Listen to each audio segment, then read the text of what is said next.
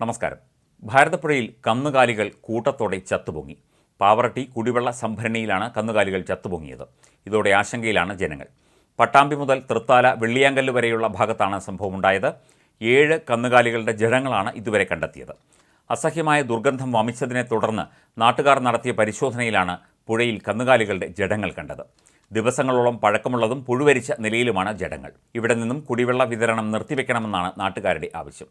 ഇതിനു മുൻപ് പെരിയാറിൽ മത്സ്യങ്ങൾ കൂട്ടത്തോടെ ചത്തുപൊങ്ങിയിരുന്നു. വിവിധ ഫാക്ടറികളിൽ